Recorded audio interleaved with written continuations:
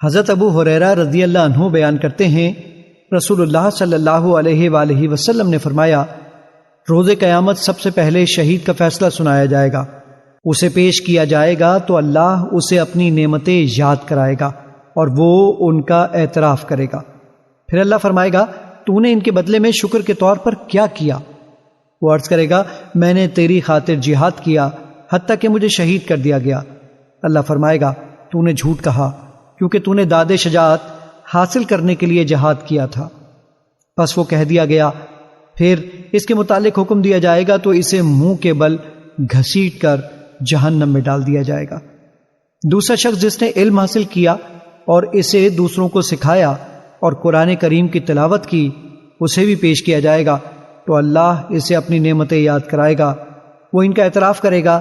اللہ پوچھے گا کہ تو نے ان کے بدلے میں کیا کیا؟ وہ عرض کرے گا، میں نے علم سیکھا اور اسے دوسروں کو سکھایا اور میں تیری رضا کی خاطر قرآن کی تلاوت کرتا رہا۔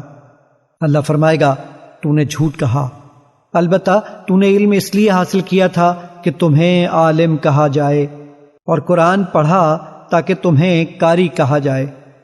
وہ کہہ دیا گیا، پھر اس کے متعلق حکم دیا جائے گا تو اسے منہ کے بل گھسیٹ کر جہنم میں ڈال دیا جائے گا۔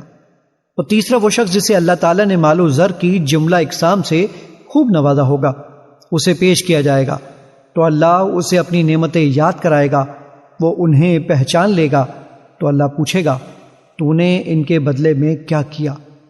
وہ عرض کرے گا، میں نے ان تمام مواقع پر جہاں خرچ کرنا تجھے پسند تھا خرچ کیا۔ اللہ فرمائے گا، تو نے جھوٹ کہا، تو نے تو اس لیے خرچ کیا کہ تجھے بڑا سخی کہا جائے۔ پس وہ کہہ دیا گیا، پھر اس کے متعلق حکم دیا جائے گا تو اسے منہ کے بل گھسیٹ کر جہنم میں ڈال دیا جائے گا۔